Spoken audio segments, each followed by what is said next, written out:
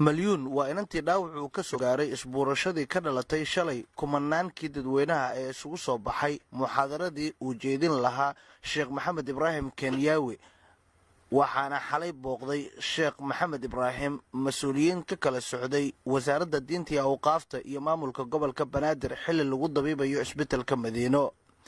Sheekh Maxamed Ibraahim Kenyaawi oo warbaahinta dawladda kula hadlay isbitaalka ayaa u duceeyay inanta dhaawaca ah ay booqdeen waxa uu fariin gaar ah u diray dadka baraha bulshada u adeegsanaya inantan dhaawaceeda xaqiiqadii waxa weeyaan waa amni ba meesha joogay dadkii ba aad iyo aad u farabatay marka dadkii farabatay baa waxa dhacday in dadkii ay u maleeyeen in hoolka laga celinayo dadkii aad u farabadan isbuursigii ayaa si khalad ah askari waxa uga dhacday xabadii isagoo celinaya dadkan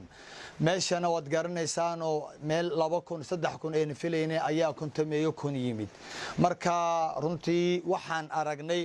in qalbiyadii wanaagsanaa ee maanta runtii halkii yimid in ay jiraan haddana hal ama labo runtii buka inay jiraan wareejinaya sawirka gabadha wareejin mayaan sawirada faraha badan qalbiyada quruxda badan ee halka isugu yimid Basma Caamir Shikeeti gudoomiye ku-xigeenka arrimaha bulshada maamulka gobolka Banaadir ayaa shacabka Muqdisho ku booriday sida ay u jecel yihiin wanaaga iyo iscafinta Soomaali maanta waxa la arkay inay diyaar u tahay inay iscafiyaan ee u soo baxeen wanaaga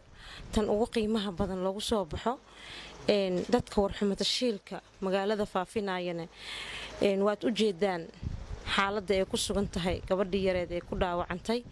inay wanaagsan tahay ilaahay inta yaraa ka soo gaaray boogti Allah ka bogsiyo waxaan rabnaa inaan u diyaar gareyno ummadda Soomaaliyeed meel weyn oo holkii maanta ka weyn kana wanaagsan Cismaan Aadan Dhuubow wasiir ku-xigeenka wasaaradda diinta iyo awqaafta ayaa ka cudur daartay isbuurashadii shalay dhacday waxa uu tilmaam ka bixiyay xilliga la qaban doono muxaadaradii dib loo dhigay ee Sheekh Kenyaawi laakiin waxaan leenahay ballan qaadaynaa maamulka isbitaalka iyo mas'uuliyiinta kale dhaqaatiirtaba aan kulleeyba u marinayna war xag warbaahinta iyo kooxda daba joogta ee mas'uuliyiinta kala aba in gabadha yarta